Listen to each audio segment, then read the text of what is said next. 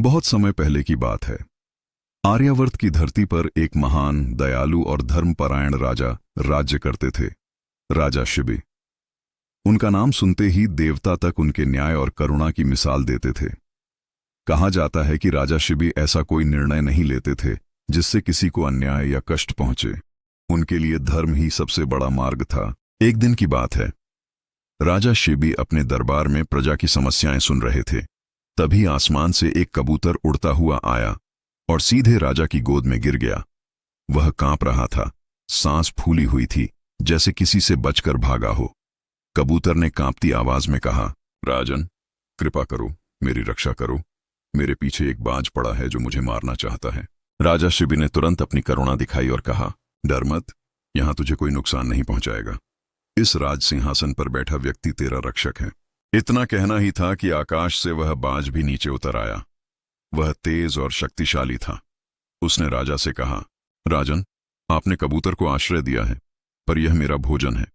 यदि आप इसे नहीं देंगे तो मेरे जीवित रहने का अधिकार छीन लेंगे। क्या यह अन्याय नहीं होगा? राजा शिबी सोच में पड़ गए। एक ओर अहिंसा और करुणा का धर्म था, दूसरी ओर न्याय और प्रकृति का नियम। उन्होंने शांत स्वर में कहा, हे बाज, मैं तुझे भोजन से वंचित नहीं करना चाहता, लेकिन इस कबूतर की रक्षा मेरा धर्म है। बताओ, तुम्हें जितना मांस चाहिए उतना मैं अपने शरीर से काट कर दूंगा। बाज ने कहा, राजन, यदि ऐसा है तो इस कबूतर के बराबर मांस अपने शरीर से काटकर तौल दो।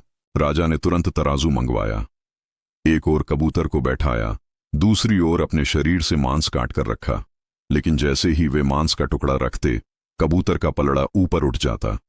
राजा ने और मांस काटा, परंतु पलड़ा बराबर नहीं हुआ।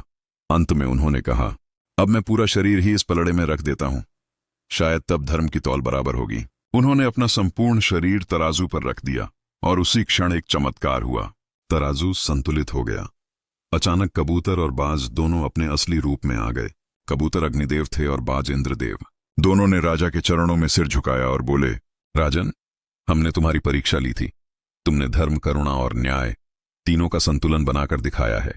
तुम सच्चे धर्मराज हो। तुम्हारा नाम युगों युगों तक अमर रहेगा।